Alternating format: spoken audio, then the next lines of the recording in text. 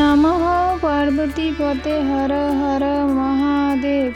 আমি স্বপ্না, আর আমি আজকে বৃহৎ শিব মহাপুরাণের ত্রয়োবিংশ অধ্যায়ের মহেশের লিঙ্গ স্থাপনের 4 নম্বর, 5 নম্বর এবং 6 নম্বর পাঠ করতে চলেছি। তো তোমরা সকলে চলে এসো বৃহৎ শিব মহাপুরাণের মধুর বাণী শ্রবণ করতে।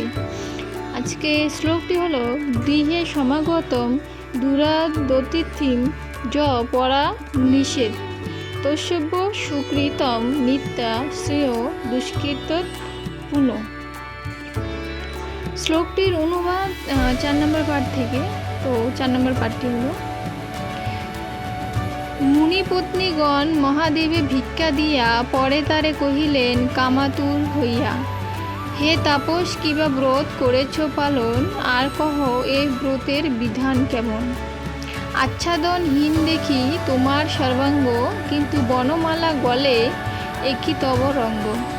যদিও তাপস তুমি হও হে কুমার, অতি মনোহর কিন্তু আকৃতি তোমার।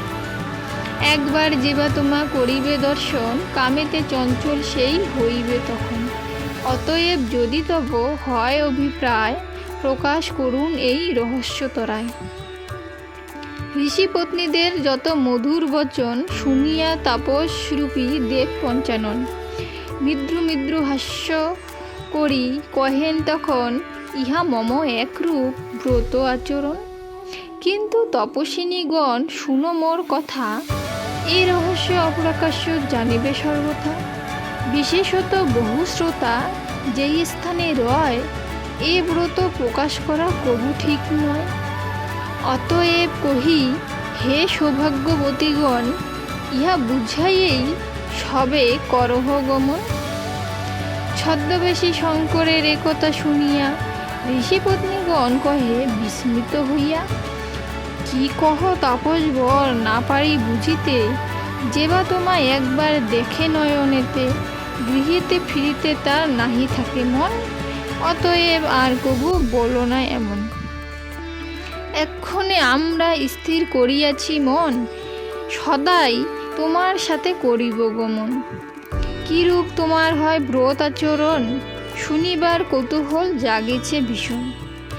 এইমাত্র কহিয়াই মুনিপত্নীগণ অতিশয় কামাতুর হইয়া তখন আপন আপন বাহু প্রসারণ করি ছদ্মবেশী শঙ্করকে ধরে তাড়াতাড়ি। কেহ কেহ কামাতুর হইয়া তখন তাপসের কণ্ঠদেশ করিল ধারণ। কেহ কাম বসে তার ধরে জানুদয়, কেহ তার কেশ পাশে বিলুণ্ঠিত হয়। কামাতুর হইয়া কেহ কোটি বন্ধক ধরে, কেহ বা ধরিল পদ আনন্দ অন্তরে। এরূপে সবার হলো চিত্রের বিকার, সকলে ভুলিল স্বামী পুত্রের সংসার। আশ্রমের মুনিগণ নিজ পত্নীগণে এইরূপ কামাতুর দেখি সেই ক্ষণে, সেই তাপসকে বধ করিবার তরে কাষ্ঠ ও পাষাণ লইয়া ছুটিল সত্তরে। আর সর্বজন কহে হয়ে ক্রোধান্বিত, এই ঊর্ধ্বলিঙ্গ এবে হোক পতিত। ঋষিগণ মুখে ইহা হইলে উচ্চারিত, হরের বিশাল লিঙ্গ হইল নিপতিত। তখন তাপসরূপী দেব মহেশ্বর সেই কালে অন্তর্হিত হলেন সত্তর। সেই লিঙ্গ যেই স্থানে হইল পতিত, তথাকার সর্ববস্তু হইল ভস্মীভূত। অতঃপর সেই লিঙ্গ যত দূর যায়, সকল পুড়িয়া ছাই করিল তরায়। পৃথিবীতে পাতালে ও স্বর্গেতে যাইল, কোন স্থানে সেই লিঙ্গ স্থির না রহিল। ত্রিভুবন বিকুলিত হইল তখন, বড়ই দুঃখিত তবে হইল ঋষিগণ। তখন তাহারা সবে করেন চিন্তন, কে এই তাপসবর করি অন্বেষণ। কিছুই না জানি মোরা ইহার বিষয়, মনে হয় ব্রহ্মাবর জানিবে নিশ্চয়। এইরূপ চিন্তা করি সেই ঋষিগণ অবিলম্বে চলিলেন ব্রহ্মার সদন। সকলে তাহার পদে হইয়া প্রণত, দাঁড়াইয়া রয় লাজে শির অবনত।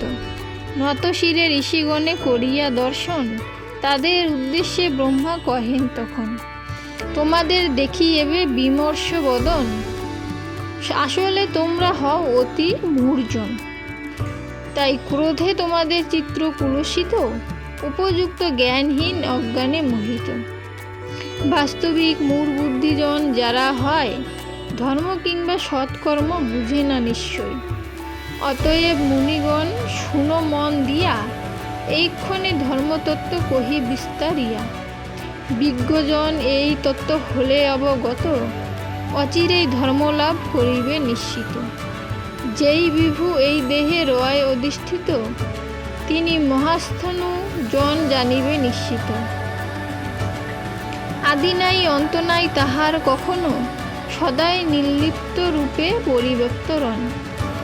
আর শুনো মনি যত বস্তুর বিশেষে, নানান বিচিত্র রূপে উজ্জ্বল প্রকাশে, আত্মাও তেমনি মন কল্পিত হইয়া, দেহে অবস্থান করে তন্ময় হইয়া।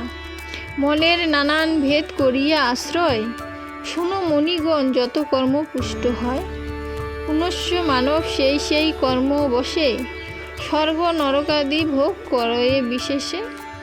অতএব বুদ্ধিমান হবে যেই জন, অগ্রে মন আর জ্ঞান করিবে শোধন।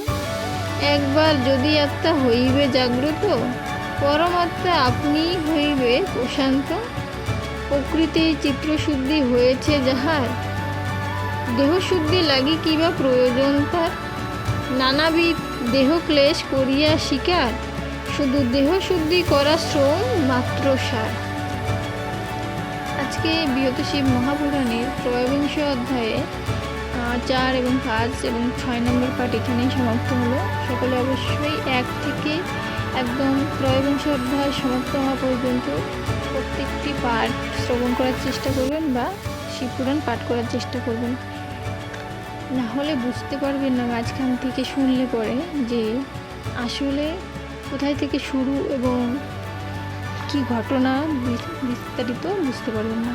তো আজকে আমি এখানেই সমাপ্ত করছি। সকলে ভালো থাকবেন, ধন্যবাদ।